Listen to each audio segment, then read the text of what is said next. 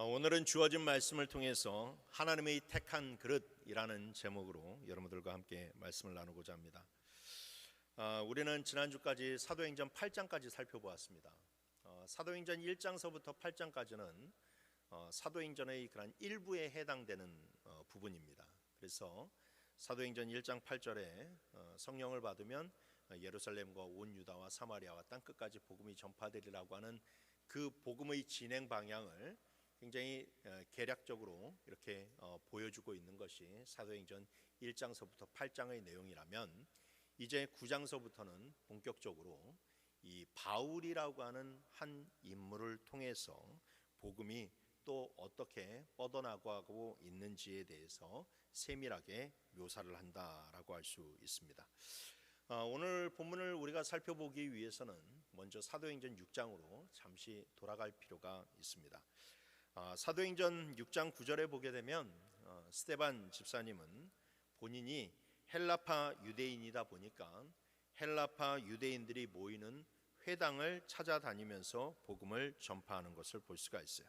사도행전 6장 9절 말씀, 이른바 자유민들 즉 구레네인, 알렉산드리아인, 길리기아와 아시아에서 온 사람들의 회당에서 어떤 자들이 일어나 스데반과 더불어 논쟁할세라고 나와 있는 것을 볼 수 있죠. 그러니까 스데반 집사님이 구레네 사람들이 모이는 회당, 알렉산드리아의 사람들이 모이는 회당, 아시아 사람들이 모이는 그런 회당에 찾아다니면서, 이 회당은 예루살렘 안에도 여러 개가 있었어요. 그래서 자기네들 그런 특성에 맞는 그런 회당들이 있었는데, 그렇게 헬라파 유대인들이 모이는 회당들을 돌아다니면서 복음을 전했습니다.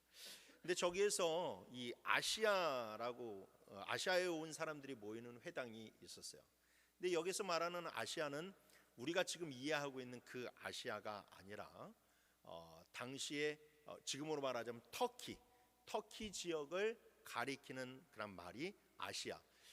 성경에서는 소아시아라고 이야기를 하고 있죠. 그래서 이 터키 지역을 한정돼서 조금 이야기하는, 언급하는 말이 저 아시아라고 하는 그런 말이 될 것입니다.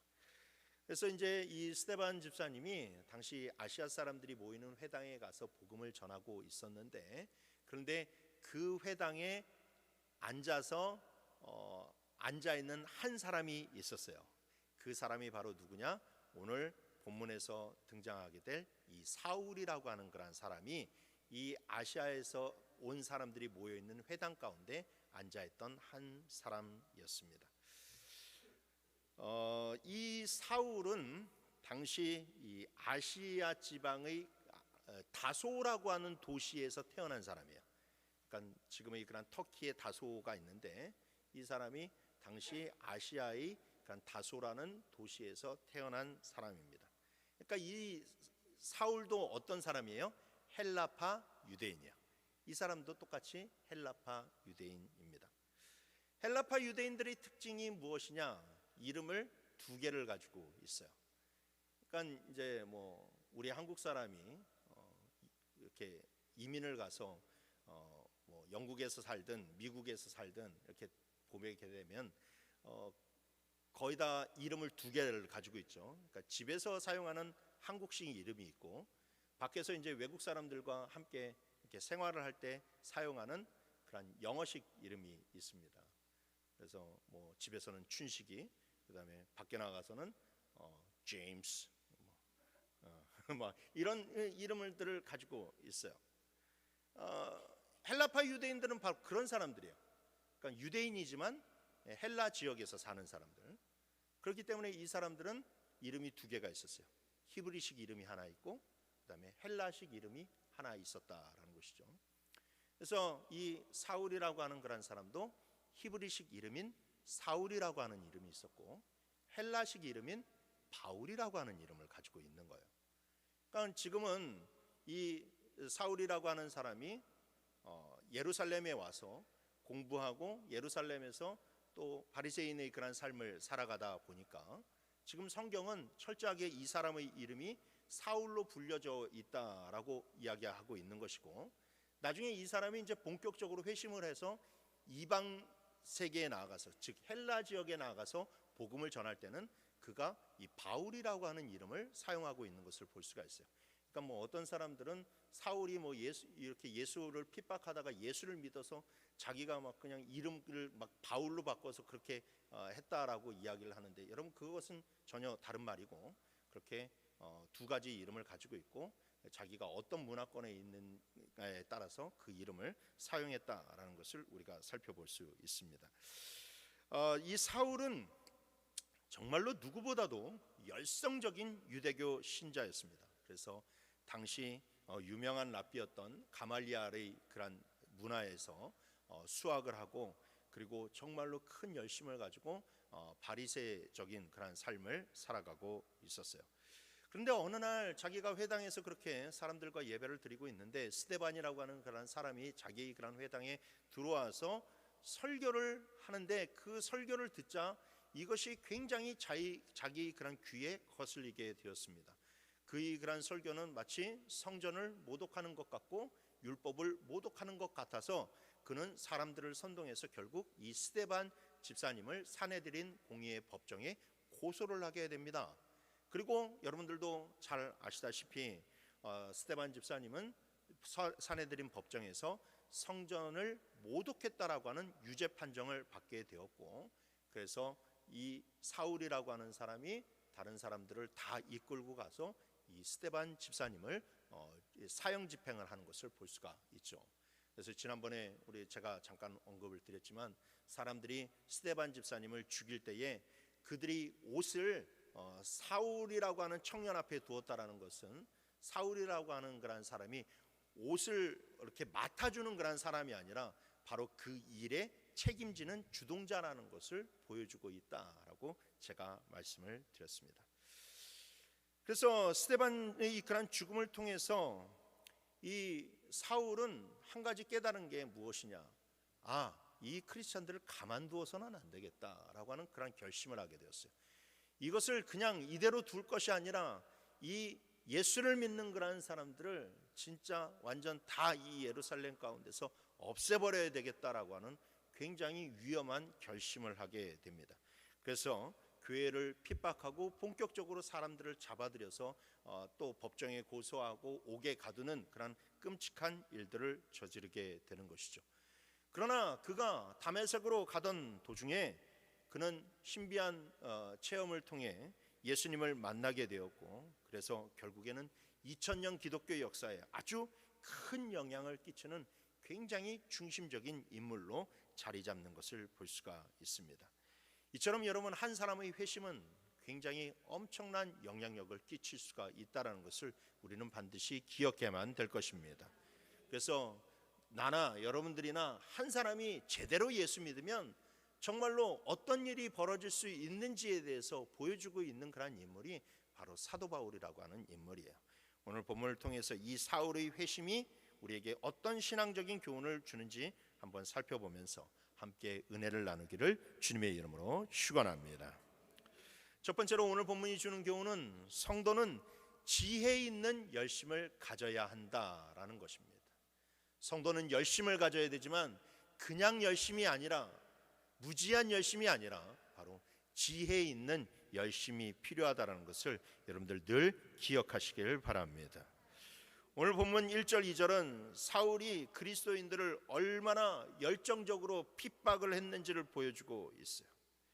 사울이 주의 제자들에 대하여 여전히 위협과 살기가 등등하여 대제사장에게 가서 다메섹 여러 회당에 가져갈 공문을 청하니, 이는 만일 그 도를 따르는 사람을 만나면 남녀를 막론하고 결박하여 예루살렘으로 잡아오려 함이라 라고 이야기합니다. 자, 이 스데반 집사님이 그런 박해를 통하여서, 순교를 통하여서 예루살렘에 있었던 그런 믿는 사람들이 다 흩어지게 되었었죠.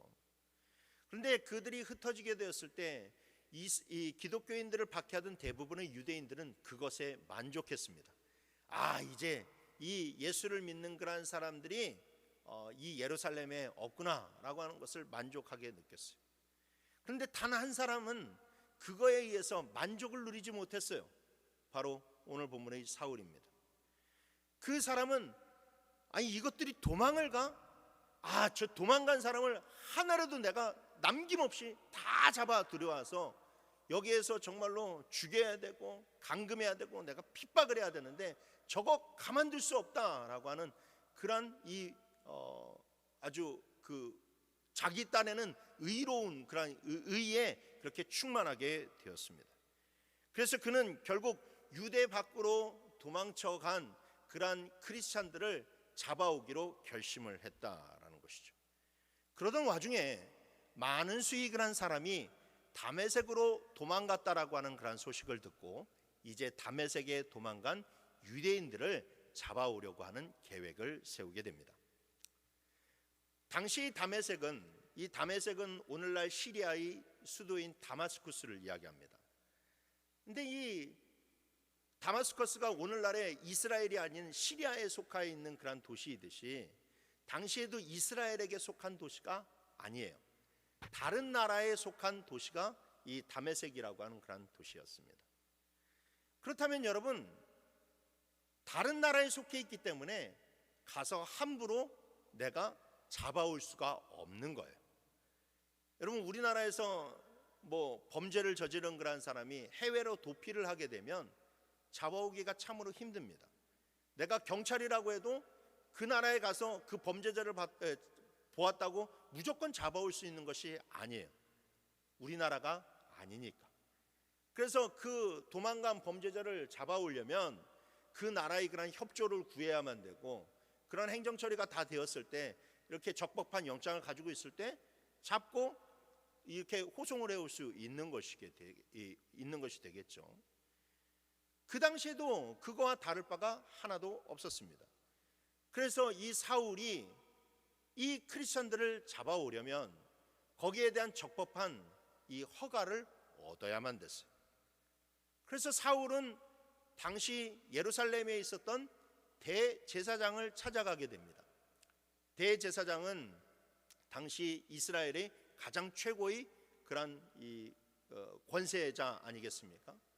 그래서 대제사장의 그런 요청을 받고 대제사장이 다메섹에 있는 그런 나라의 실권자에게 편지를 보내고, 그 다음에 그래서 그 사람을 잡아가도 된다라고 하는 그런 허락을 받아낸 거예요.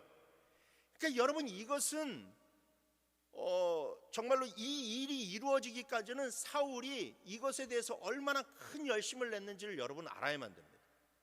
대제사장을 찾아가서 열심을 내고 그 사람의 허락을 받고, 그 다음에 대제사장이 또 그것을 통해서 다른 나라에게 요청을 하고 또 거기에서 허락을 받아가는 이 엄청난 일들을 행했어요. 무엇을 위해서? 거기에 있는 크리스천들을 잡아들이기 위해서. 그래서 여러분, 우리는 이 장면을 통해서 사울이라고 하는 그런 사람이 이 크리스천들을 잡기 위해서 얼마나 눈이 뒤집어져 있으며, 그리고 이 일에 얼마나 열심을 내고 있는지를 우리가 알 수 있어야만 합니다. 그렇게 해서 그는 허락을 받아서 이 영장을 가지고 이제 다메섹으로 찾아가고 있었어요. 근데 다메섹으로 가던 도중에 아주 신비한 경험을 하게 됩니다. 성경 말씀에 보니까 갑자기 하늘로부터 강한 빛이 내려와서 사울을 둘러쌌다라고 이야기하고 있죠. 이것은 마치 무엇과도 같냐면, 여러분들 우리가 연극을 할 때 이렇게 깜깜한 그런 무대가 있다가 스포트라이트가 탁 그 사람에게 비춰서 빛을 감싸주고 있지 않습니까? 그와 같은 그런 장면을 보여주고 있는 거예요.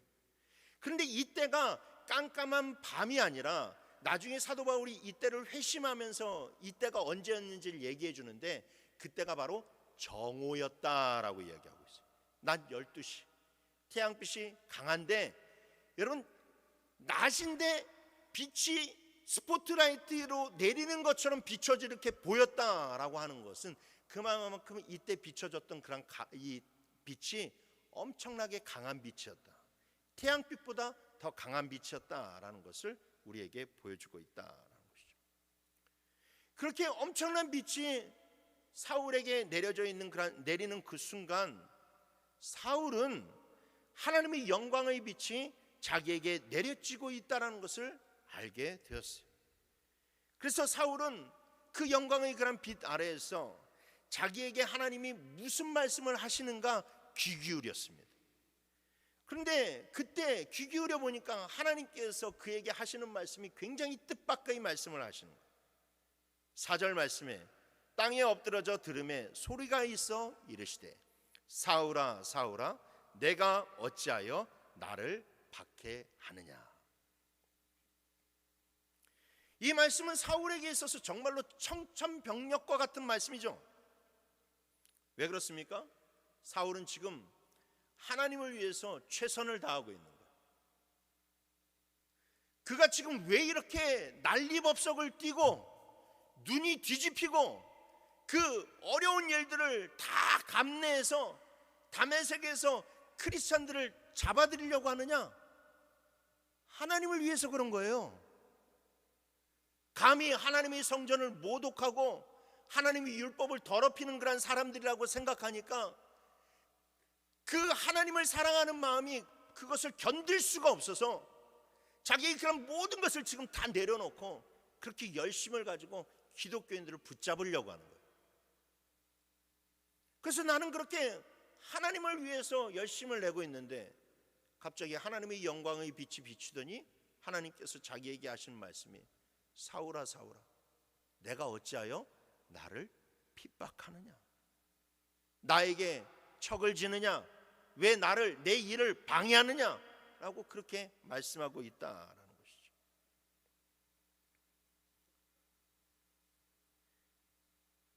사울은 이 말씀을 통하여서 얼마나 당황했는지 몰라요. 그래서 그는 이 말을 믿을 수가 없어서 누구이십니까? 과연 저에게 말씀하시는 분이 하나님이 맞습니까? 라고 물었고 그때 들리는 음성이 나는 내가 박해하는 예수다 라고 대답을 하셨습니다.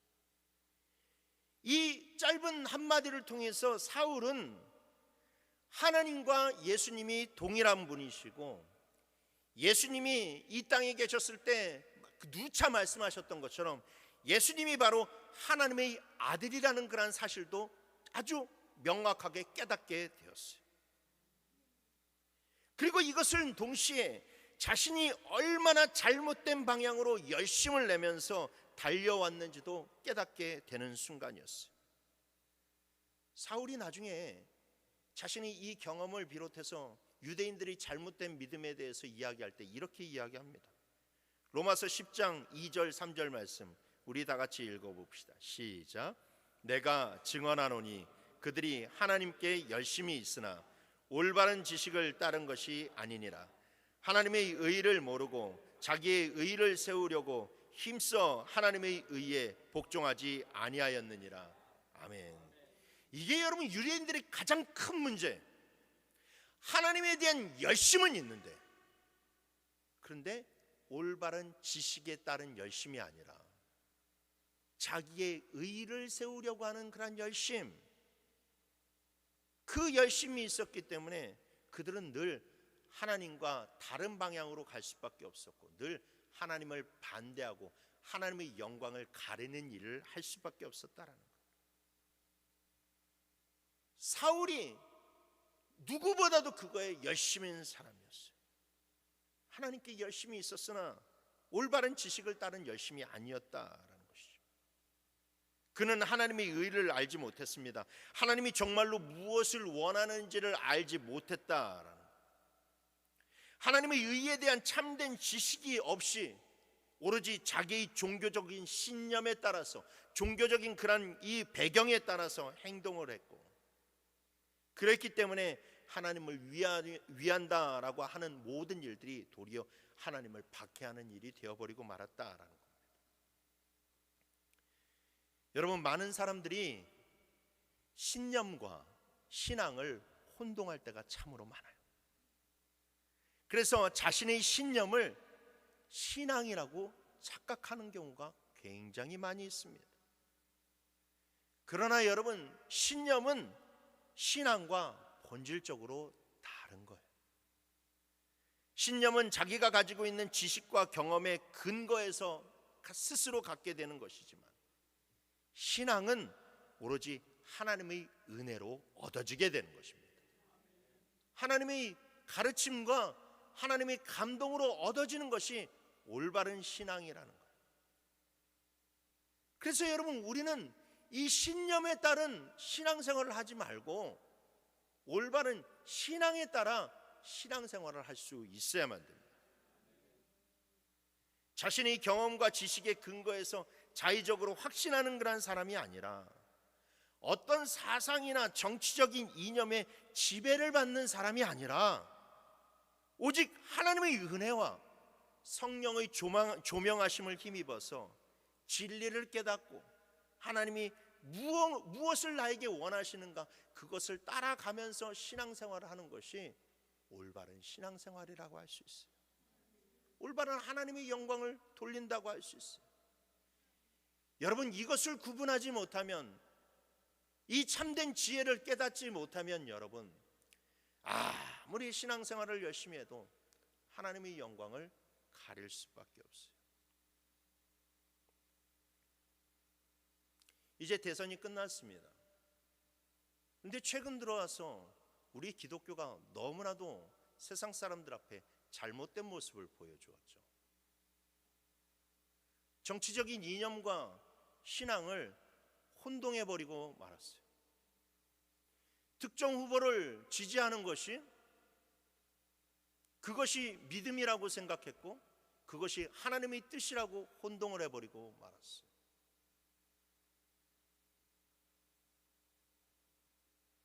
여러분, 정치적인 그런 스탠스는 있을 수 있습니다. 개인마다 있을 수가 있어요.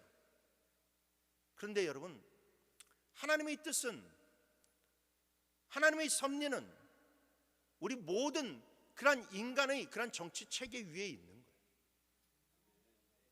그래서 우리는 정치적인 스펙트럼을 가지고 신앙을 해석하고 하나님의 뜻을 해석하려고 하는 그런 우를 범하지 말아야만 됩니다.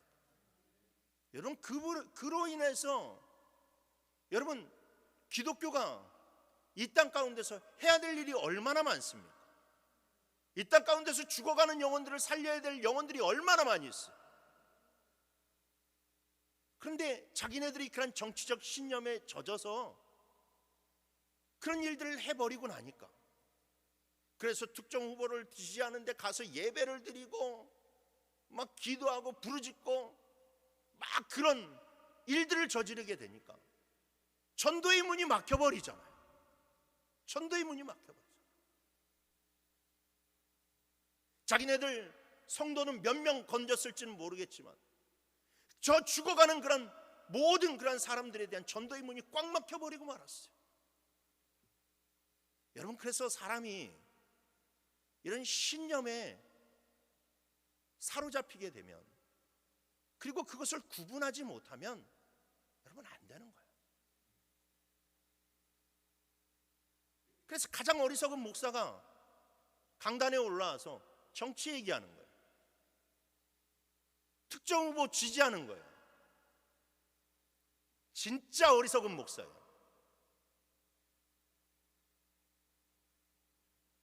그러면 여러분, 그게 교회가 나중에 어떻게 됩니까? 정치 단체가 되는 거예요.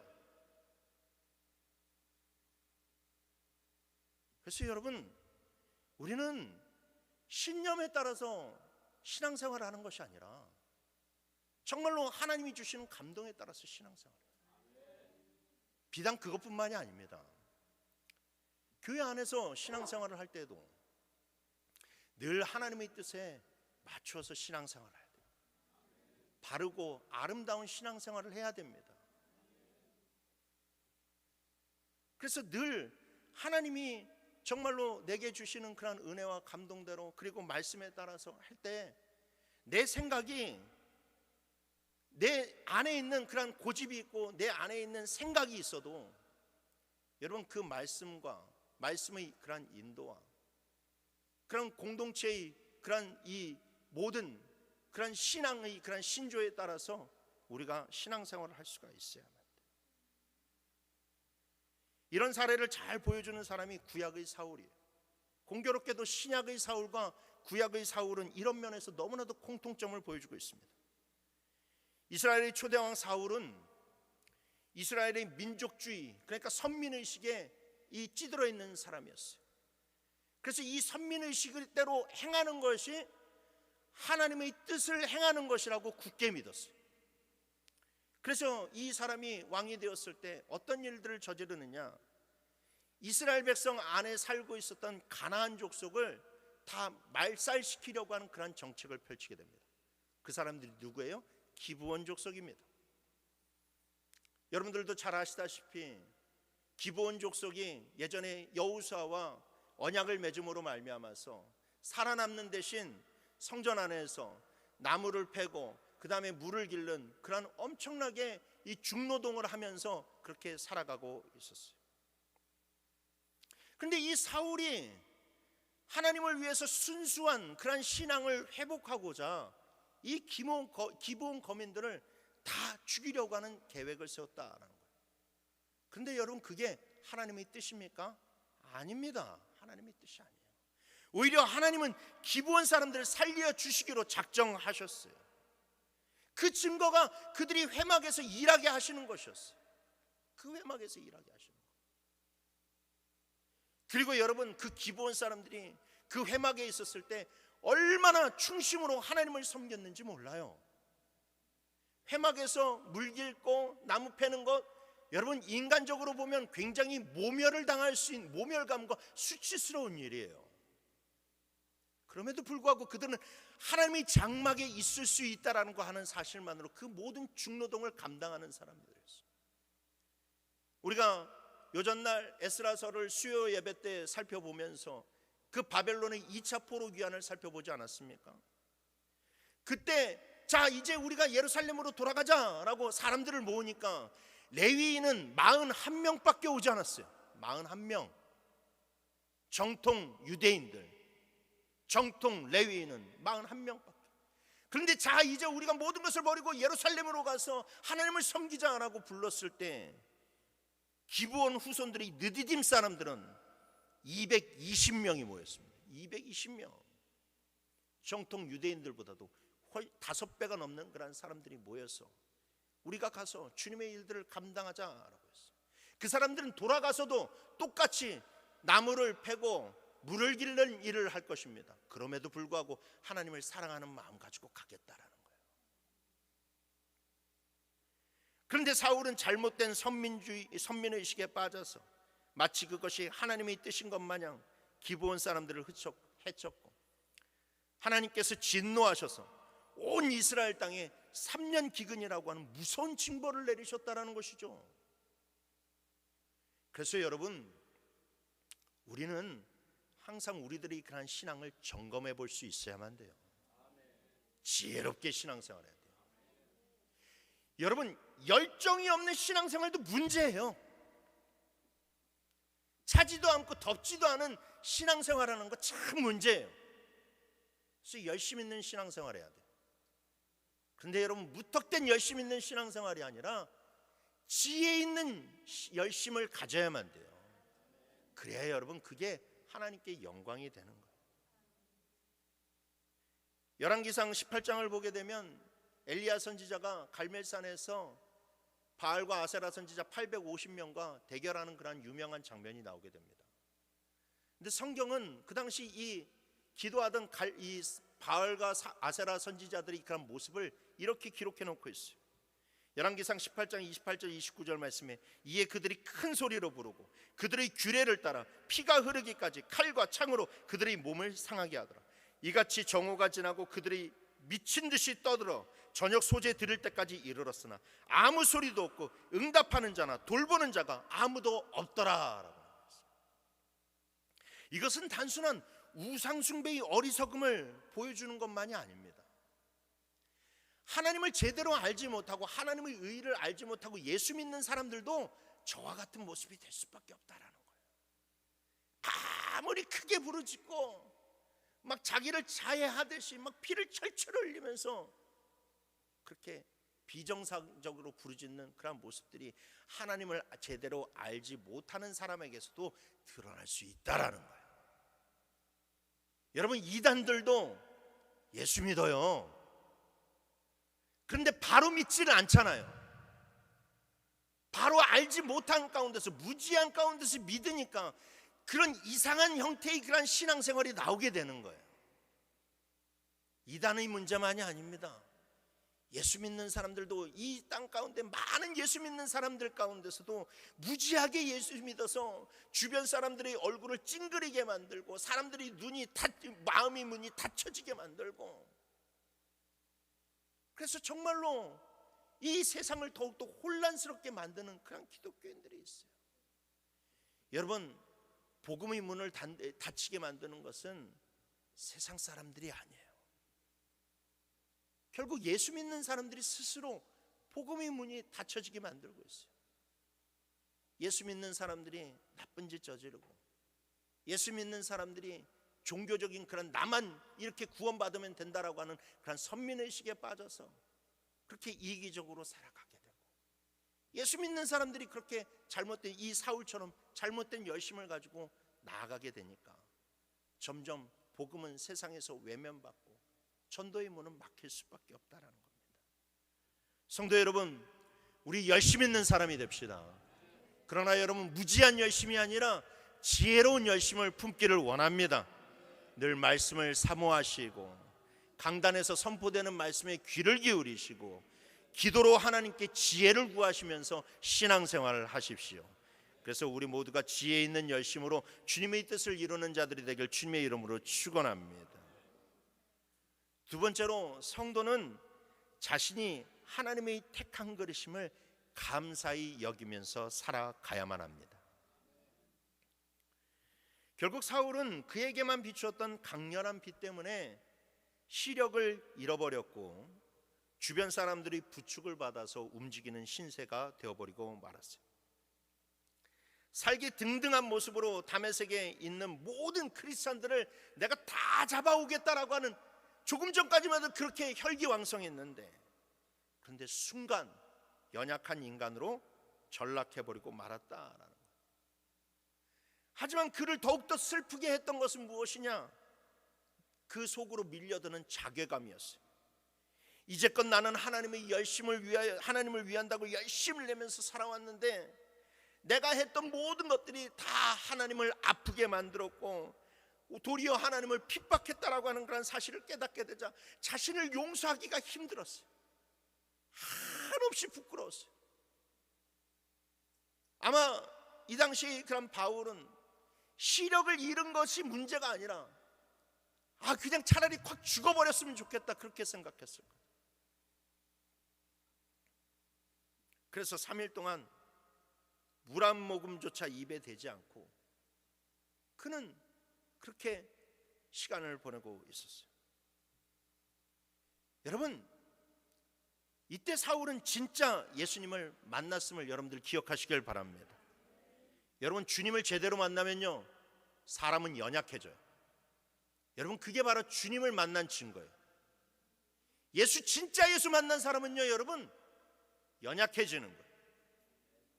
나는 죽고 예수만 사는 자가 되는 거예요.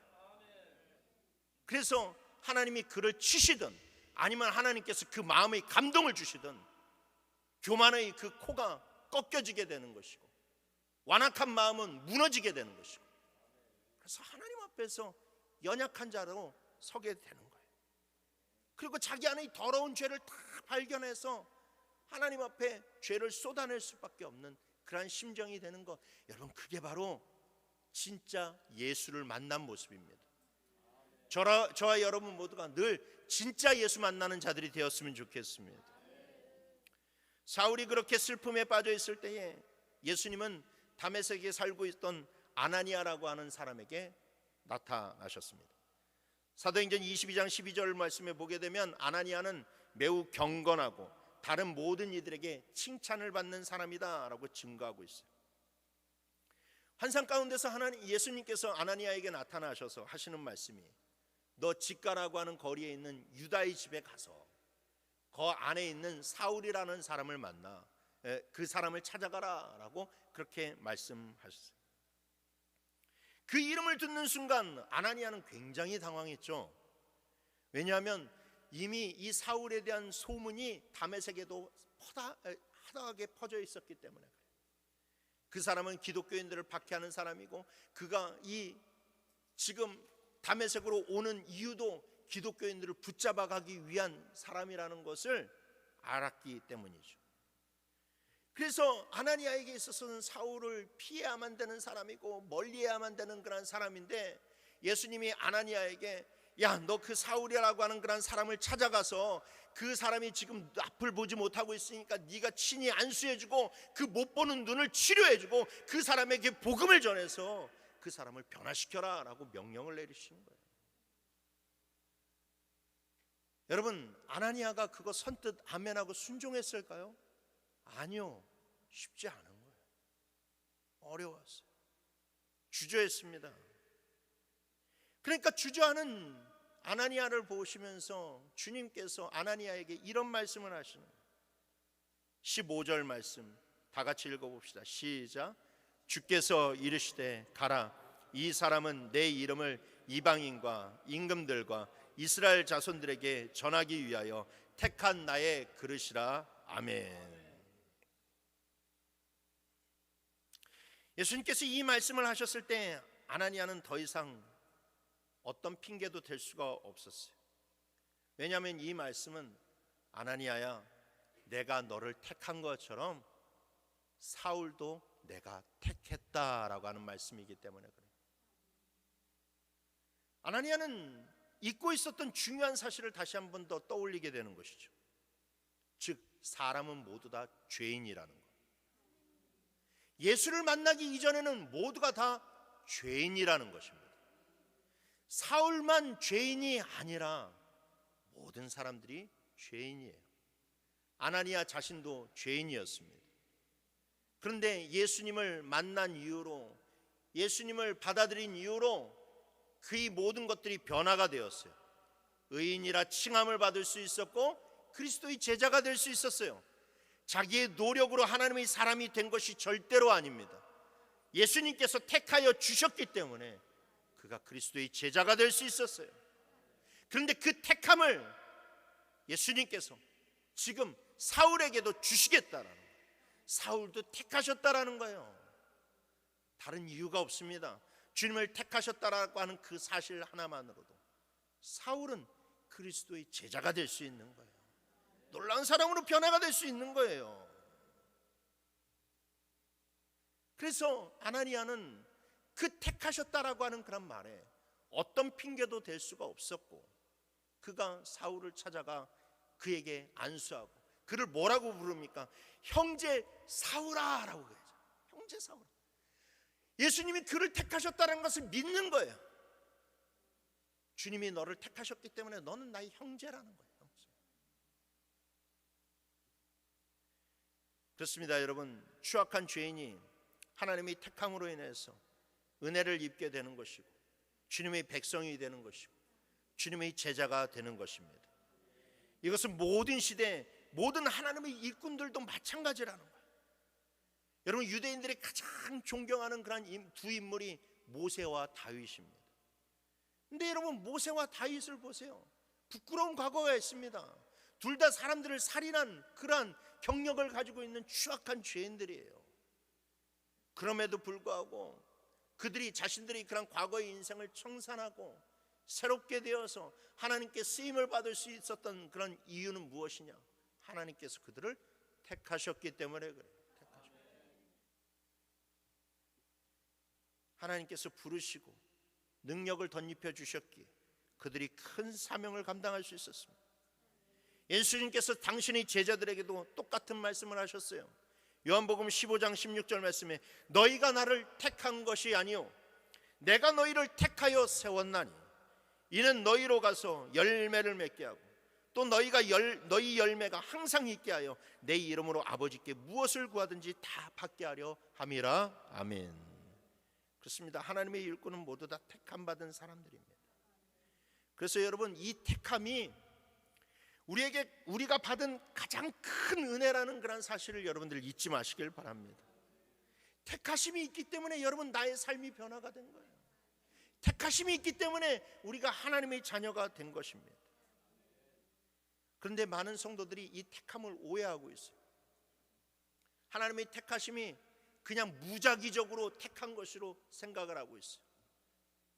마치 복권을 추첨할 때 막 여러 개의 그런 공이 굴러가다가 하나의 그런 공이 딱 나오면 17번 하고 이야기를 하는 것처럼, 하나님의 그런 택하심이 수많은 그런 인생들 가운데서 이름표가 적혀 있는데 그냥 눈 감고 너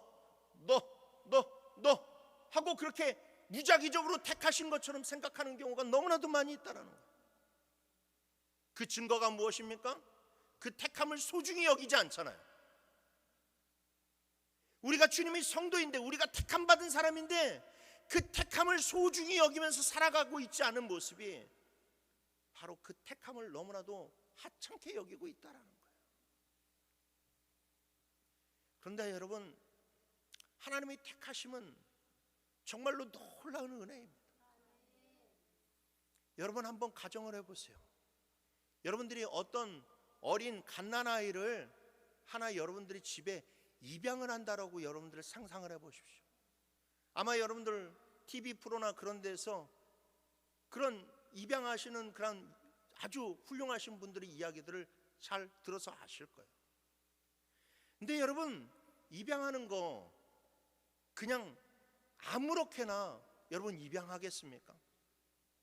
여러분들이 입양을 결정했는데 그 입양센터에 가서 그냥 아무 애나 골라주세요, 그냥 잘생긴 애 그냥 하나 골라주세요, 그럼 입양할게요, 이렇게 하시겠어요? 아니잖아요. 한 명의 아이를 입양을 하려고 그래도 꾸준히 그곳을 찾아가서 아이들을 돌보고 그 가운데서 정말로 그 아이들을 자세히 살펴보는 가운데 내가 집에 돌아왔을 때 그 아이의 똘망똘망한 눈빛이 잊혀지지가 않고 그 아이를 다시 보고 싶은 그런 부를 듯한 그런 마음이 일어나야, 그래야 가서 그 아이를 내 아이로 입양을 하는 거예요. 여러분, 심지어 반려견 한 마리를 내 집에 데리고 와도 무작위로 데려오는 법이 없어요. 무작위로 데려오는 법이 없어요. 내가 사랑으로 선택했기 때문에 그 모든 것을 다 쏟아붓는 거예요. 그 선택에는 사랑이 있는 거예요. 여러분, 하나님이 우리를 선택하셨다는 것은 하나님이 우리에게 찾아오셔서 우리를 보셨다라는 것이고, 우리를 긍휼히 여기셨다라는 것이고, 첫눈에 우리를 사랑하셨다라는 거예요. 여러분, 그래서 우리는 이 택하심의 사실에 감격할 수 있어야만 됩니다. 예레미야서 1장 5절 말씀에 내가 너를 모태에 짓기 전에 너를 알았고 내가 배에서 나오기 전에 너를 성별하였으며 너를 여러 나라의 선지자로 세웠노라 라고 이야기하고 있지 않습니까? 이 말씀은 하나님이 우리를 선택하셨지만 우리를 택하신 하나님의 사랑이 자기의 그런 배가 아파서 아이를 낳은 부모의 사랑보다 더 큰 사랑으로 우리를 사랑하셨다는 거예요. 더 큰 사랑으로 우리를 선택하셨다는 거예요. 그 하나님께서 그 사랑으로 우리를 보시고 우리를 택하시고 우리를 주님의 일꾼이 되게 하셨어요. 저는 목회가 힘들고 어려울 때, 그리고 이 길을 좀 그만 내려놓고 싶은 생각이 들 때마다 이 말씀을 떠올리곤 해요. 그래, 죄악된 인생으로 살아갈 수 없는 불쌍한 그런 인생이었는데 하나님께서 나를 택하시고 나를 이 자리에 세우게 하셨구나. 근데 니깐 놈이 뭐라고 이 사명 가볍게 여기느냐, 니깐 놈이 뭐라고 이거 힘들다고 그렇게 제쳐두려고 하느냐 라고 하면서 스스로 책망하면서 힘을 내곤 합니다. 여러분, 우리가 이 자리에 앉아있는 것은 우연으로 앉아있는 게 아니에요. 나의 의로 앉아있는 것도 아닙니다.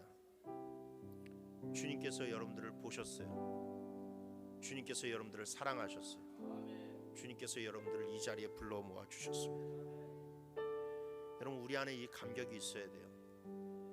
그리고 이 감격을 가지고 있는 사람들은 절대로 허투루 주님을 섬겨서는 안 됩니다. 세상 사람들은 이 땅에 헛되게 와서 헛되게 살다가 헛되게 가지만, 여러분, 우리는 하나님의 계획 가운데서 이 땅에 왔고 하나님의 은혜 가운데서 이 땅에서 살다가 하나님의 은혜 가운데서 우리는 저 천국에 가게 될 거예요. 그래서 여러분, 우리들의 인생은 절대 무의미한 인생이 되어서는 안 됩니다. 그러니 여러분, 이 감격을 가지고 열심히 있게 살아가세요. 그러나 여러분, 무지한 자처럼 신앙생활을 하지 마시고 지혜 있는 자로 신앙생활을 하시길 바랍니다. 그래서 삶의 모습이 어떠하든지 어떤 인생을 허락받았든지 난 주님의 택한 그릇이다 라고 하는 그 감동을 가지고 주님을 위한 영광의 삶을 살아가시길 주님의 이름으로 축원합니다.